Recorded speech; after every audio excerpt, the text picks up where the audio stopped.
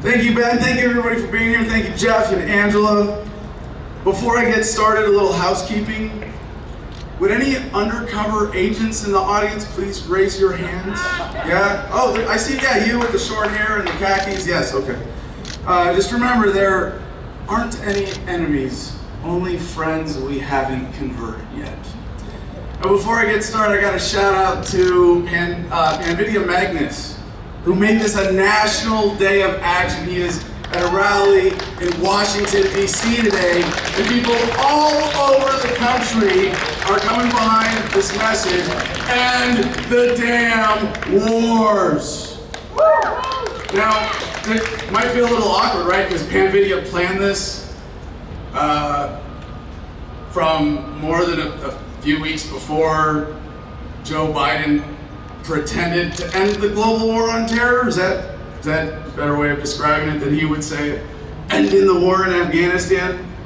So it's like, oh, we scheduled an anti-war rally to mark the 20th anniversary of 9/11, and then Joe Biden pretends to take away our biggest reason for being here right before it happens, right?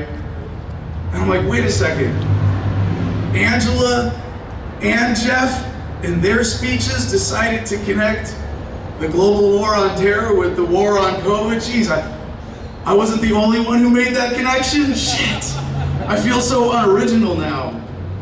So, since Joe Biden pretended to end the global war on terror, I think it's very appropriate that we come together today and pretend to celebrate. So it's been 20 years since 9/11, is that why we're here? It seems like it's one thing to have lived through a mountain of lies, one after another, like a frog in a pot of boiling water. You all know the analogy, right? You can boil a frog slowly, and but if you drop one in hot water, it'll jump out like a kid getting groped by President Biden in a photo op. So imagine waking up from a coma for 20 years today, from 9/11. You might have some questions, right? We just got the troops out of Afghanistan. We had a really black, really fake president and a reality TV fake billionaire president. We had a war in Iraq, too. How many died? It cost how much? They try to get you to believe what? And you haven't strung them up Nuremberg style yet? So while we should celebrate the end of the war in Afghanistan, I fear, as Biden said about terrorism, the war on terror itself has metastasized. I would say, seriously, if you could ask yourself 20 years ago, do you think they would be able to milk 9/11 for this long? But then I think like half the people who are here today probably weren't old enough to know how to pronounce Afghanistan 20 years ago. So you think today they could milk this COVID hysteria for another 20 years? Don't tell me the war in Afghanistan was a failure, because it is the greatest disservice you can do to its victims to suggest that the architects of this policy were somehow well-intentioned. No. The war in Afghanistan was a massive success. Quite possibly the most efficiently profitable war crime in human history. America's longest war, America's dumbest. How impotent do you have to feel when you see your sons and daughters on the same patrol routes in Afghanistan that you were patrolling 20 years earlier? I was in Iraq in 2004, Fallujah, so I get emails from the VA still, Department of Veterans Affairs, and during the latest Afghanistan withdrawal, the VA reported that suicide hotline phone calls had skyrocketed. It didn't affect me that way. I had long ago come to terms with the fact that my fellow Marines who bled out into the sand died for nothing. Less than nothing. Because we were lied to until we thought that being war criminals for bankers, politicians, and war profiteers was actually serving our country. If the troops defended freedom, they'd attack the government. I gotta say, at risk of sounding like a terrorist, but what the hell? I think I've been labeled a terrorist by government agents about a dozen times since 9/11 just for being a libertarian anyway, so whatever.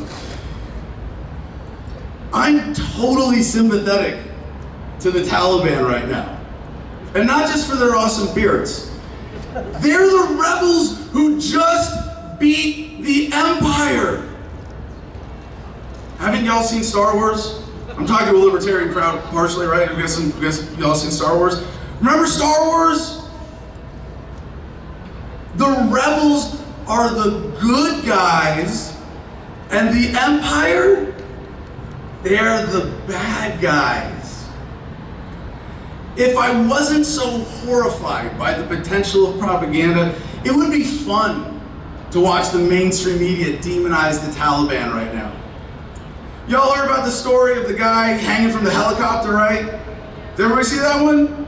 Super viral video. That was the biggest fake news story since weapons of mass destruction. I'm sorry, since Donald Trump called himself a very stable genius.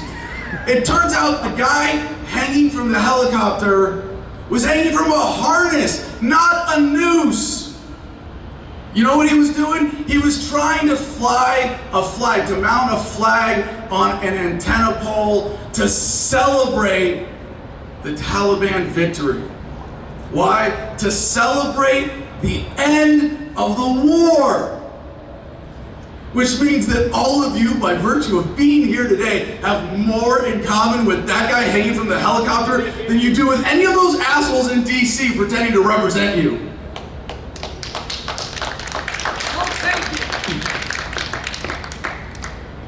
The coverage of the American military in Afghanistan, still the opposite. Biden just killed an innocent family with a drone strike in Afghanistan, and American corporate media reported it with the quote from General Milley, "The procedures were correctly followed, and it was a righteous strike." You think we might have a disconnect with the rest of the world when most of us fall for this childish Amero Fantasyland narrative, where the Empire is the good guys now. So the helicopter story is almost as big a lie as the COVID death count. And health officials have admitted they counted anyone who died with COVID as from COVID.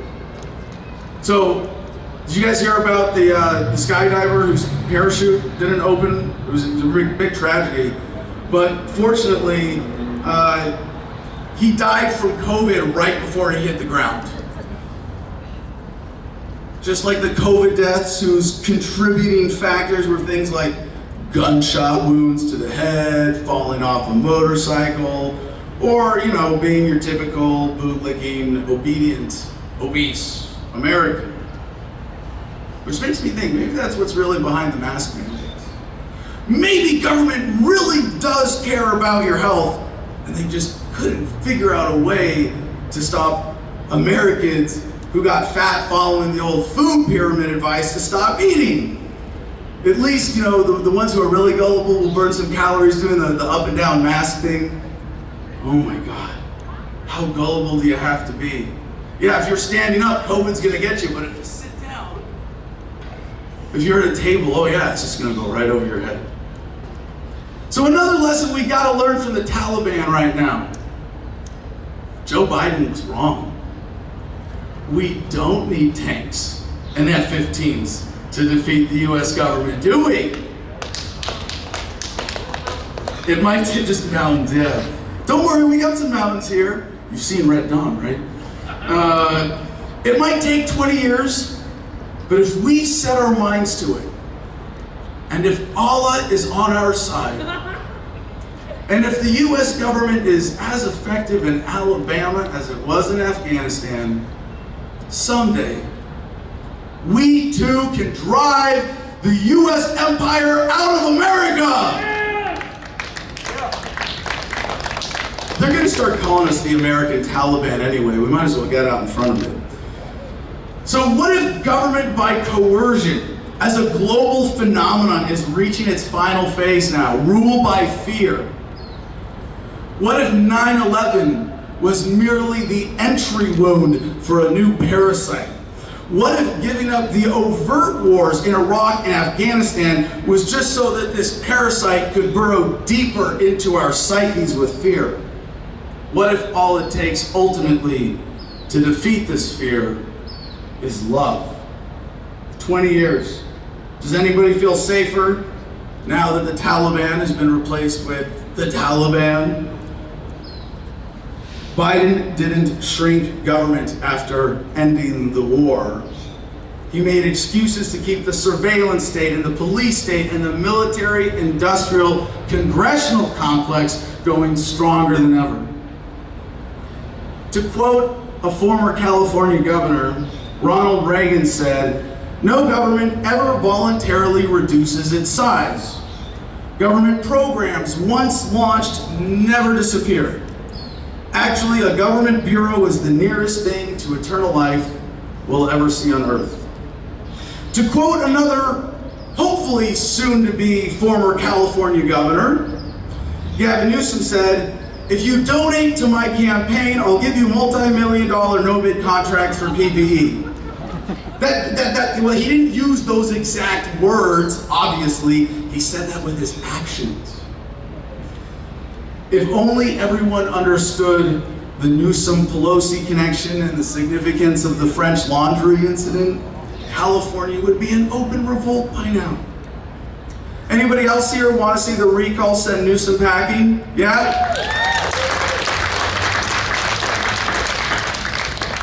Who cares? Seriously. You think the people of California are woke enough that suddenly they're just not gonna elect another statist? I mean, no offense, Jeff. I understand that we do have an option here, but Jeff Hewitt, Nicholas Wildstar, any fans of Nicholas Wildstar here? Yeah? Louis Marinelli, who is the secessionist candidate in this recall election, and my fellow Calexit Congress member, they are California's only changes for real change, only honest candidates on the ballot, and they're barely registered in the polls. I'm glad that you're there, Jeff. I'm glad that you're here representing this message. We got a lot of work to do. Jeff isn't delusional about this. He knows what I mean.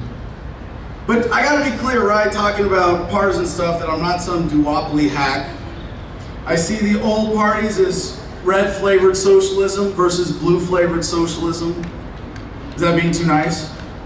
Given that we have the majority of the planks of the Communist Manifesto in effect today in federal policy, it's really more appropriate to call it red-flavored communism versus blue-flavored communism. And is there a difference? I don't know, maybe, but I don't know whether to give the Republicans a point or subtract a point for pretending to be for smaller government. After all, Ronald Reagan was the least Reagan-esque president ever. He cut and run. He negotiated with terrorists, he grew government, he signed gun control legislation, and he got divorced. So when I see someone trying to pick between Republicans and Democrats, it just seems like someone standing around with a turd in each hand, judiciously, studiously, very carefully sniffing each one, trying to decide which one smells better. And I just want to yell, drop the shit! So, in the typical fake opposition, Reagan-esque, hypocritical tradition of the GOP, today's Republicans are offering little more than symbolic resistance to the new medical tyranny fueled by false hysteria that Trump started and Biden is taking to the next level. COVIDism, a new faith of fear, worshiping obedience has emerged. Elected Republicans and Democrats are alike are its preachers. Statism, has been a religion for a long time, a cult of authority. But COVIDism, this is something else. An extremist, fundamentalist sect. I would say that the COVIDists are like the Al-Qaeda of statists, but that's really not fair to Al-Qaeda because they only want half the population to wear masks. So, how did we do on gender equality in Afghanistan, by the way? According to Human Rights Watch, only 37% of girls compared to 66% of boys are even literate today. It's a good thing we don't trust the government with our kids' education in America, right? Silly Afghans. You'd think after 20 years they'd know better. Now, I had some more dumb jokes about COVID, but odds are about 99.8% you won't get them anyway. And even if you got them, you probably wouldn't have any symptoms. Yeah, they're that bad. In fact, you're probably as likely to die from COVID-19 as my sense of humor. I take that back, actually. According to the CDC and the World Health Organization, what I say online, my jokes about COVID are so bad that they have to be labeled misleading medical advice and be censored, or else I killed your grandma. So how's that 2 weeks to flatten the curve going for you? So, at first I was kind of excited that everybody was getting a little more germophobic, but now it's just hygiene theater. We have an abundance of data. I mean, how delusional do you have to be to still trust the 2 weeks to flatten the curve people? Look at Israel now. Highest vaccination rates, tons of new cases. The average American now is more afraid of COVID than they are of dying irrelevant losers who squandered the great promise of American freedom. Oops. Was I supposed to say that out loud? Oh yeah, all right, back to 9/11. And now we finally know what happened that day because Congress released the documents, and now we finally know who was really behind the attacks. No, wait, sorry. They released the UFO documents. Yeah, that was more important. Somehow, the manipulated attention of the voting public made it more rational for a Congress member to fight the UFO transparency, fight for UFO transparency, than to release the who knows how many still classified documents about 9/11. Remember, not the 5th of November. Remember 9/11. Remember the Twin Towers. But not Building 7. Whatever you do, don't remember Building 7. Brent Terhune said about that, I like my women like I like my Building 7. Going down for no reason. That's a conspiracy theory reference that 9 out of 11 people won't get. It's an inside joke. Speaking of which, does anybody have any new conspiracy theories? All of mine have come true. I need some new ones. Now, there have been voices who have tried to tell us and alert us and warn us. Does anybody here remember Ron Paul's what-if speech from the floor of Congress in 2009? Yeah. So I'm going to abbreviate a bit of that. Ron Paul asked, what if our foreign policy of the past century is deeply flawed and has not served our national security interests? What if we wake up one day and realize that the terrorist threat is a predictable consequence of our meddling in the affairs of others and has nothing to do with us being free and prosperous? What if propping up repressive regimes in the Middle East endangers both the United States and Israel? What if someday it dawns on us that losing over 5,000 American military personnel in the Middle East since 9/11 is not a fair trade-off for the loss of nearly 3,000 American citizens, no matter how many Iraqi, Pakistani, and Afghan people are killed or displaced? What if we finally decided that torture, even if called enhanced interrogation technique, is self-destructive and produces no useful information, and that contracting it out to a third world nation is just as evil? What if it is finally realized that war and military spending is always destructive to the economy? What if all the wartime spending is paid for through the deceitful and evil process of inflating and borrowing? What if we finally see that wartime conditions always undermine personal liberty?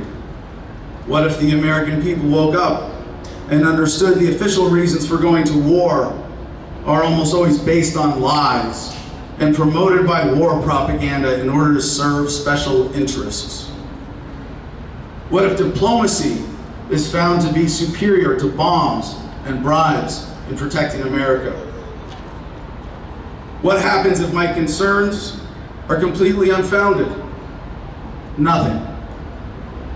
But what happens if my concerns are justified and ignored? Nothing good. And I yield back the balance of my time. Ron Paul from 2009, ladies and gentlemen. What if we had listened to him? According to estimates, which are necessary to rely on now because the US federal government has yet to admit directly how much it cost the war in Afghanistan, over $2.3 trillion. Iraq and Syria, another $2 trillion. Also from the Brown University estimate that Biden himself cited, $355 billion for counterterrorism operations in places such as Somalia and other parts of Africa. Really? $355 billion? That's a side tab. How much do you think it would take to buy off a Somali pirate? Be afraid, very afraid, we have pirates again, who's willing to risk his life to get his shitty gig as a fishnet dragger back. You see, Al-Shabaab offers to take care of their families plus 72 virgins. The American government's answer is, oh, we will fire a $70,000 missile from a $28 million drone flying at a cost of $3,624 per hour at your wedding party and kill your whole family. For just the cost of the missile, you can make that guy richer than he ever dreamed. Shit, for the cost of the drone, I'll quit. Seriously, in case anybody in the deep state is listening, if you don't like me calling you out every day, for just $28 million, you'll never hear from me again. What was that, Jeff? You said you'd go away for a lot less? I'll tell Newsom's people. But it's worse than just the tab for $6.4 trillion, because a lot of that money was borrowed. And a lot of the costs of the global war on terror will be with us for decades. And I don't mean taking care of veterans, because let's be honest, the politicians don't care about taking care of veterans. They just want it to look like they care enough so that they can keep recruiting America's most gullible and obedient, best and brightest, to serve their country by signing up to kill strangers on the other side of the planet. If we don't stop the dollar racket that's at the heart of this thing, we are going to be paying interest to the bankers on the money borrowed for the wars in Afghanistan and Iraq for another 3 decades. Or we could just sidestep the whole racket with Bitcoin. Any cryptocurrency fans here? Yeah? And they're doing so much to fight it right now. Look at El Salvador and Cuba officially recognizing Bitcoin. I gotta say, I wonder if they're crazy. Don't they know that that's the best way to get the CIA to fund terrorism in your country so the bankers can order an invasion and then blame it all on Bitcoin? See, we were right from the beginning. Bitcoin causes terrorism. But what if we had listened to Harry Brown? Anybody here remember Harry Brown? Yes, we got some old heads, old Libertarian Party people. On September 12th, 2001, the day after the attacks, Harry Brown wrote, "The terrorist attacks against America comprise a horrible tragedy, but they shouldn't be a surprise. It is well known that in war, the first casualty is truth. That during any war, truth is forsaken for propaganda. But sanity was a prior casualty. It was the loss of sanity that led to war in the first place. Our foreign policy has been insane for decades. It was only a matter of time until Americans would have to suffer personally for it. It is a terrible tragedy of life that the innocent so often have to suffer for the sins of the guilty." What if we applied the same skepticism to the war on COVID as the war on terror?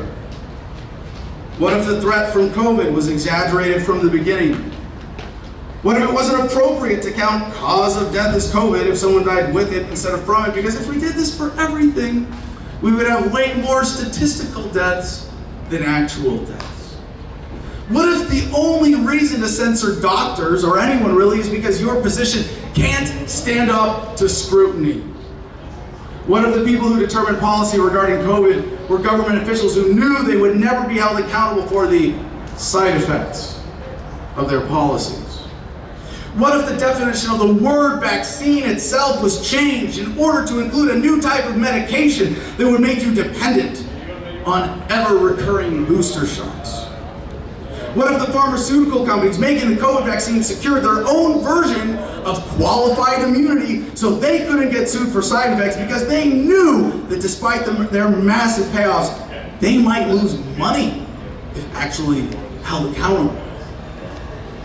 What if the super rich getting richer is not an unforeseen side effect, but a deliberately engineered feature of the government response to COVID? What if we woke up now and stopped the fear?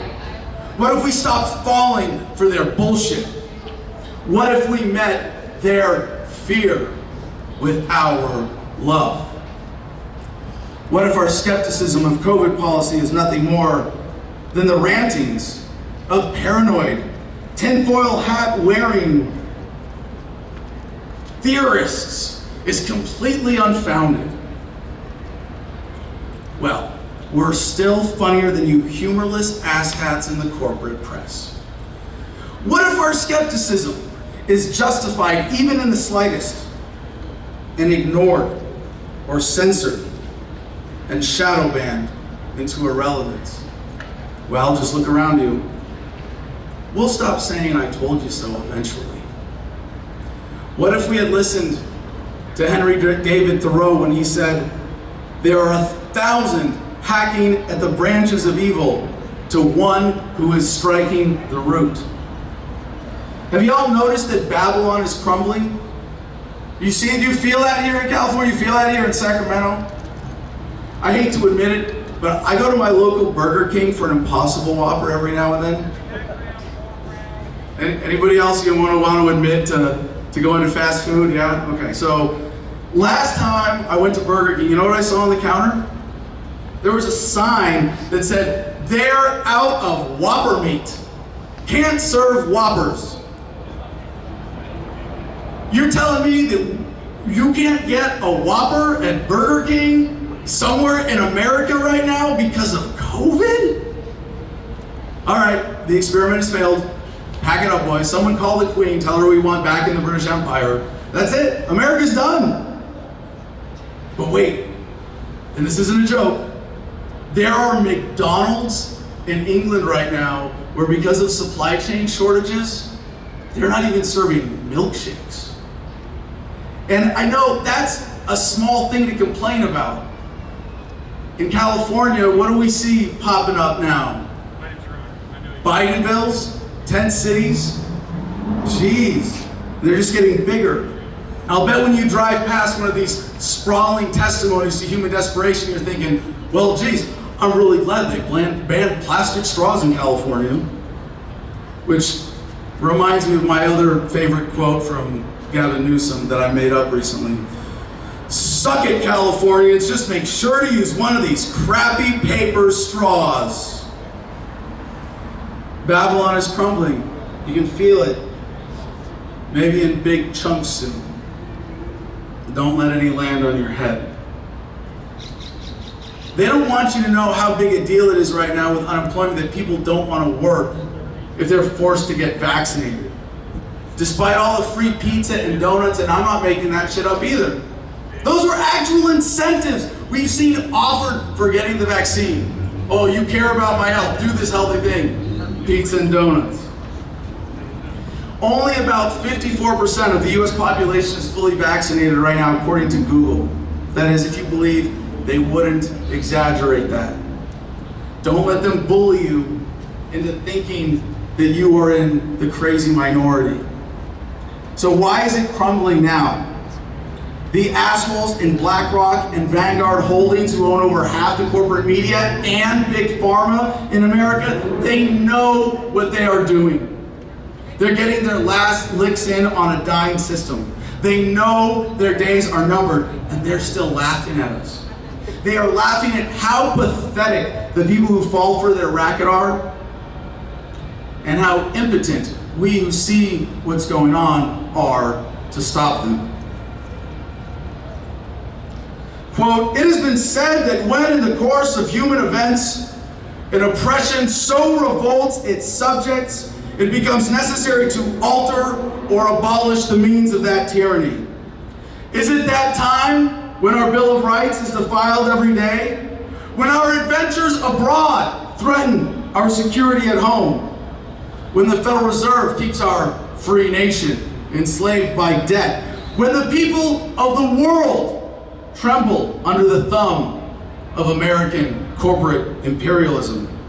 And now, our nation is drifting dangerously from freedom to fascism. So I have to ask, is it time?"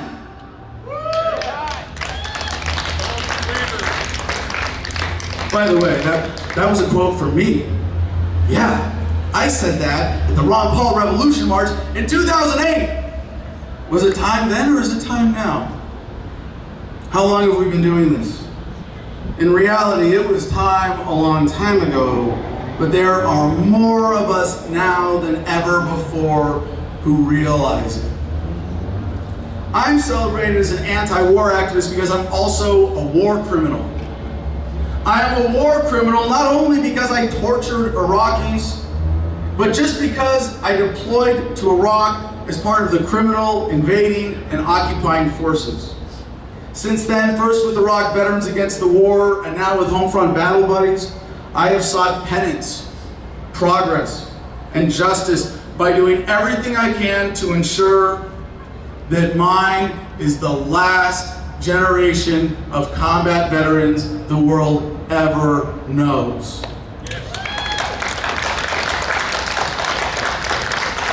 Homefront Battle Buddies is the nonprofit I recently started with a team of libertarian veterans with a wide variety of military experiences to facilitate veterans' access to alternative therapies not available through the VA.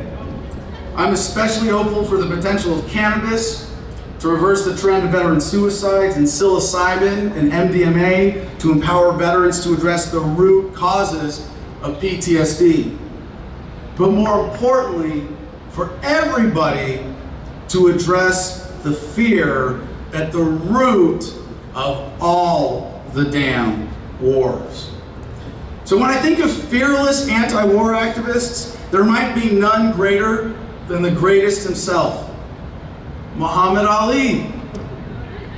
As Al Sharpton said of his refusal to submit to the draft for the war in Vietnam, when it was still popular, quote, "For the heavyweight champion of the world, who had achieved the highest level of athletic celebrity, to put all of that on the line, the money, the ability to get endorsements, to sacrifice all of that for a cause, gave a whole sense of legitimacy to the movement and the causes with young people that nothing else could have done. Even those who were assassinated certainly lost their lives, but they didn't voluntarily do that. He knew he was going to jail and did it anyway." That's another level of leadership and sacrifice.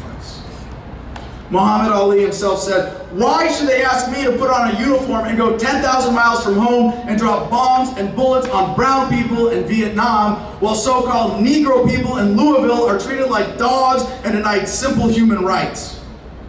And they don't want you to remember him for that. Muhammad Ali was the greatest boxer of all time, and that pales in comparison to him being the greatest draft resistor of all time.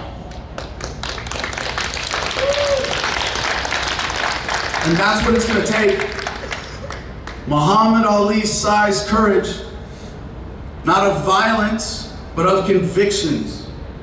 You think that's impossible? I hear it a lot. That'll never happen, Adam. You're way too optimistic, Adam. You have way too much faith in humanity, Adam. Muhammad Ali also said, "Impossible is just a big word thrown around by small men who find it easier to live in the world they've been given than to explore the power they have to change it. Impossible is not a fact, it's an opinion. Impossible is not a declaration, it's a dare. Impossible is potential. Impossible is temporary. Impossible is nothing. By the way, we need more of the stormtroopers to become former stormtroopers, do we not? And you can get out of the military as a conscientious objector at any time. GIRightshotline.org can help. And I encourage everyone to write that down and share it with anybody you know on active duty in the military who is having that conscience eating away at the back of them, where they know that what they're doing is wrong and they just need a little help. They just need someone to show them the way out. But they, them, those, they want you to be afraid, and fear is just imaginary. Danger is real. Fear is in your head. How should we face danger? With a fear that makes us submissive and weak and reactionary? Or with love that strengthens and protects us? If their war is a war on terror, which is really a war of terror, that is a war to make you afraid, we might be wise to remind ourselves that the opposite of fear is love. Thank you. It's a war on love. Fundamentally, that's what we're up against.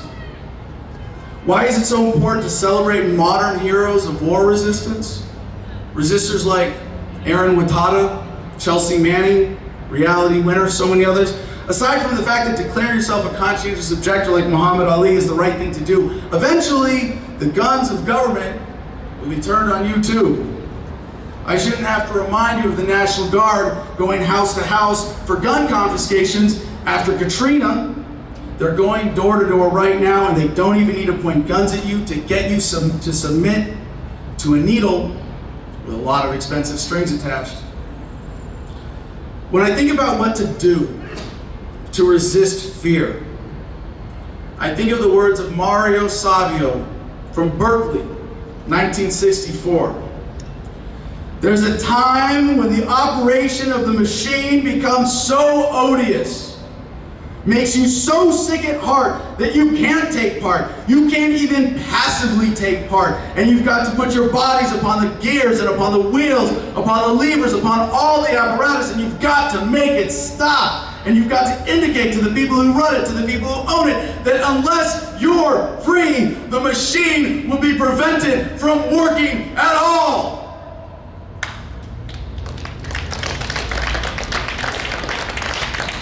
I hope you're applauding Mario and not my poor impersonation of that epic historical moment that I hope you all have seen on YouTube by this point. So that's a nice call to action, but it leaves some specifics to the imagination, does it not? Personally, I am proud to be part of the Libertarian Party, the party of principle, the party of love, standing bravely in the way of fear. The party that on Twitter, in a coordinated effort between the National Party and a number of state parties, got hashtag mass non-compliance trending. Yeah? You guys like seeing that from the Libertarian Party? The @LP National account tweeted, at least according to Newsweek, yeah, we got covered in Newsweek. That doesn't happen very often. Vaccine mandates will not lead to wider trust in the science. It will only lead to hashtag mass non-compliance. So, to again paraphrase part of my Revolution March speech from 2008, we'll wrap up and get to some answers here. Every day, more and more Americans are avoiding unenforceable taxes, leaving government jobs out of disgust, and sending their kids to college instead of combat. Be it with your lives, your labor, or your tax dollars, stop investing in your own oppression.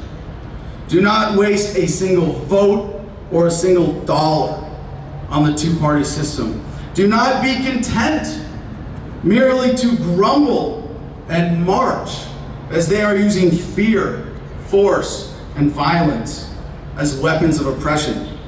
We must embrace the opportunity to resist civilly while we still can.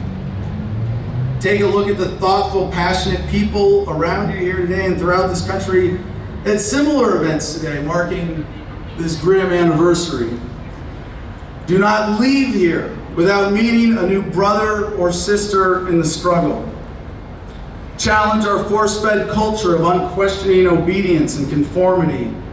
Embrace a world that is not defined by the politics of fear, our obedience-producing schools, or the false prophets of the corporate media.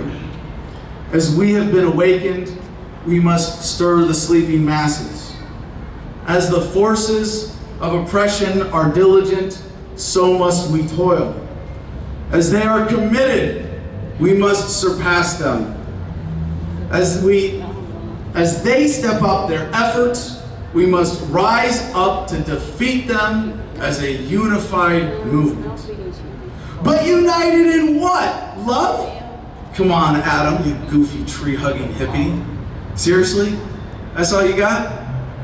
Well, with the help of John Lennon, let me try to explain. He said, quote, "When it gets down to having to use violence, then you are playing the system's game. The establishment will irritate you, pull your beard, flick your face to make you fight. Because once they've got you violent, then they know how to handle you. The only thing they don't know how to handle is nonviolence and humor." Yeah. Nonviolence and humor? Oh, and memes. Did I forget memes? Those are our weapons. What? That's how you know you're on the right side. They have fear and violence and oppression, and we have love and nonviolence and humor and memes. They have fear. This is what we have. They will lose every time. So on behalf of the part of humanity that realizes that we are victims, those of us who will not rest until the criminals who run the world today are brought to justice, to paraphrase the late, great Muhammad Ali, if you even dream of beating us, you better wake up and apologize. But it's not a fight. You want to make it win or lose? You can choose right now to live in love, to love yourself, to love humanity, and to be so brave and confident, standing in your love, that fear can't even touch you. Or you can choose the opposite and be a loser. Simple as that. Love yourself and you will look at fear differently. So what drives they, them, those to evil? It's their own fear. If we are going to beat them, we must love them so much that the mere concept of beating them is completely irrelevant. And I mean everybody who runs the system, from the Rockefellers at the top to the petty Karens at the bottom.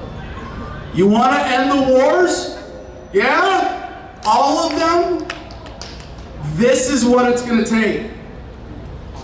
This is what it means to strike the root of evil. This is what it means to strike the root of war and militarism and statism and COVIDism.